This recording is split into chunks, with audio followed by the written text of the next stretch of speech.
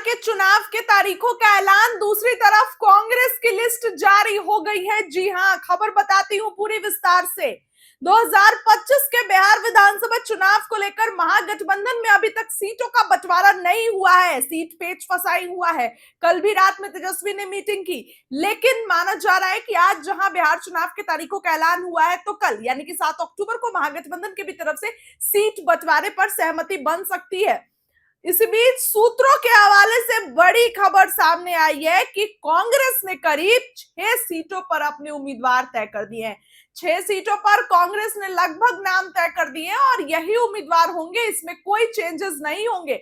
यही उम्मीदवार, यही लोग होंगे। सूत्रों के मुताबिक कांग्रेस ने अब तक जिन सीटों पर उम्मीदवारों के नाम तय किए हैं, उनके अनुसार कुटुंबा में बिहार कांग्रेस के प्रदेश अध्यक्ष, जिसको आरजेडी अपने खाते में चाह रही है, लेकिन कांग्रेस यहां से सीट चाह रही है, वो भी किसके लिए? तो वर्तमान में प्रदेश कांग्रेस अध्यक्ष राजेश राम के लिए कदवा के विधायक दल के नेता शकील अहमद खां को मौका दिया जाएगा।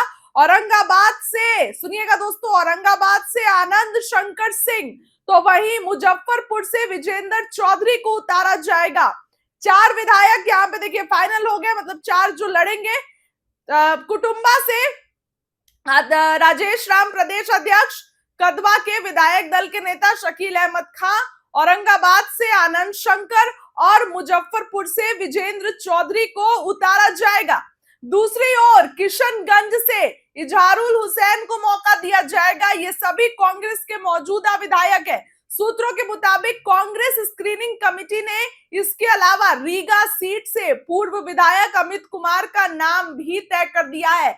अमित कुमार रीगा सीट से, इसके बाद दोस्तों दोबारा बताऊं, किशनगंज से इजहारुल हुसैन का नाम, इसके बाद विजेंद्र चौधरी मुजफ्फरपुर से, औरंगाबाद से आनंद शंकर सिंह, कुटुंबा से प्रदेश अध्यक्ष जो है कांग्रेस के, कदवा से शकील अहमद खां। ये 6 का नाम फाइनल हो गया है। फिलहाल बिहार में कांग्रेस के 17 विधायक है, जिनमें से ज्यादातर को दोबारा मौका मिलने की संभावना है।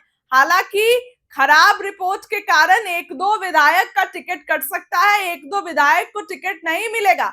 बता दें कि पिछले चुनाव में 2020 में कांग्रेस 70 सीटों पर लड़ी थी, जिसमें 19 प्रत्याशी जीत के आए, लेकिन 2 विधायक पार्टी छोड़ चुके हैं।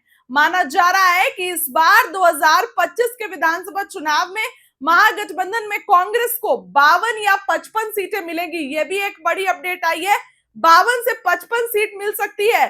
सूत्रों की माने तो 2 फॉर्मूला तैयार हुआ है। दोनों फॉर्मूले के बारे में दोस्तों चर्चा करते हैं। पहला फॉर्मूला आरजेडी 138, कांग्रेस 52, वाम दल 35, जिसमें CPI ML, CPI CPIM, VIP 15, RLJP जो कि पशुपति पारस 2 और जीएमएम को 1 सीट दी जा सकती है। ये ओवरऑल फॉर्मूला होगा। पहला फॉर्मूला आरजेडी 138, कांग्रेस 52, वाम दल जिसमें 3 दल आते हैं वो 35, वीआईपी 15, आरएलजेपी 2 और जीएमएम को 1 सीट दी जा सकती है। दूसरे फॉर्मूले पे बात करेंगे तो इसमें 130 सीट आरजेडी जा रही है। पिछले वाले में 138 था, इसमें 130 है।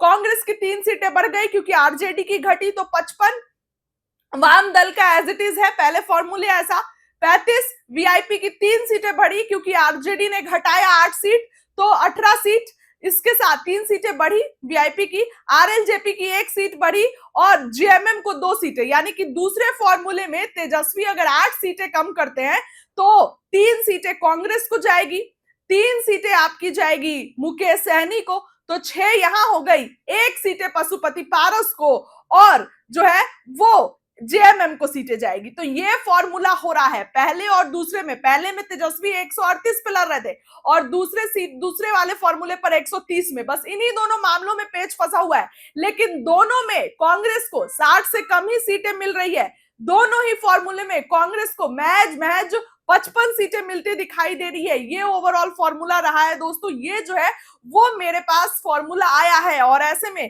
कांग्रेस ने अपने अपने नाम भी ऐलान कर दिए हैं। कांग्रेस ने, मैंने आपको नाम बताया, रीगा से, मुजफ्फरपुर से, कदवा से, कुटुंबा से, ये सभी जगह से कांग्रेस ने अपने प्रत्याशी का नाम फाइनल कर दिया है। कहा जा रहा है कि महागठबंधन में पेच फंस रहा है।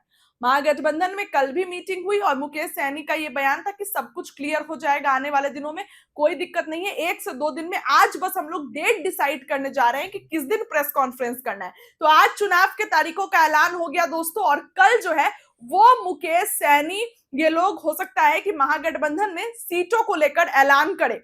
आपको मैं बताऊं तो कांग्रेस के 17 विधायक हैं, जिनमें से ज्यादातर को दोबारा मिलने की संभावना है। जब कांग्रेस की दिल्ली में भी मीटिंग हो रही थी ना, तो उसमें भी यही चीज की चर्चा हो रही थी कि कांग्रेस जो है उसको सीट मिलेगी, मौजूदा विधायक कांग्रेस रखेगा। दोबारा मैं बताऊं कि किस किस विधायकों का नाम जो है वो आया है। कुटुंबा से बिहार कांग्रेस के प्रदेश अध्यक्ष राजेश राम, कदवा से विधायक दल के नेता हैं, उनको मौका दिया जाएगा शकील अहमद खां।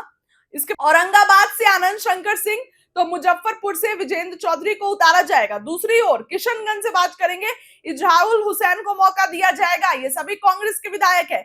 इसके बाद ही रीगा से पूर्व विधायक अमित कुमार का नाम तय कर लिया गया है। इन सभी लोगों को तय कर लिया गया है और इस बार बिहार चुनाव का भी ऐलान हो गया है। मैं आपको बताना चाहूंगी 6 तारीख और 11 तारीख को 2 फेज में वोटिंग है और 14 तारीख को काउंटिंग होगी ये भी। और ऐसे में सीट बंटवारे पर भी कभी भी ऐलान हो सकता है, सीट बंटवारे पर भी कभी भी जो है वो फाइनल अब ऐलान हो सकता है। चर्चाएं हैं कि कल ही हो जाएगा। तेजस्वी यादव बिल्कुल रेडी है और ये 6 सीट पर कांग्रेस ने तय कर लिया है।